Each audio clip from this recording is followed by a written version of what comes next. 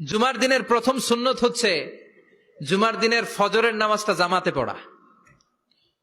সবাই কয় খাইছে, হুজুরে ধরছে জায়গা মতো, আসল জায়গায়। জুমার নামাজের প্রথম সুন্নত হচ্ছে ফজরের নামাজটা কি পড়া? জামাতে। আফদালুস সালাওয়াত ইনদাল্লাহি সালাতুল ফাজরি ফি ইয়াউমিল জুমআতি ফি জামাআহ। বিশ্বনবী বললেন জুমার নামাজের 15টা সুন্নত মুখস্থ রাখতে হবে। 1 নাম্বার সুন্নত ফজরের সালাত জামাতে পড়তে হবে। 2 নামাজ মুনাফিকদের কাছে সবচেয়ে কঠিন, একটা হচ্ছে ফজরের নামাজ আর একটা এশার নামাজ। এক আলেমকে জিজ্ঞেস করা হলো ফজরের বাতাসটা এত ঠান্ডা আর স্নিগ্ধ কেন?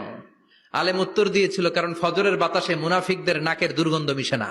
ফজরের বাতাসটা স্নিগ্ধ, ফজরের সময় আল্লাহওয়ালাদের আনাগোনা, মুসল্লিদের আনাগোনা, ইসলামের পক্ষের শক্তির আনাগোনা। চিল্লায় বলেন ঠিক কিনা?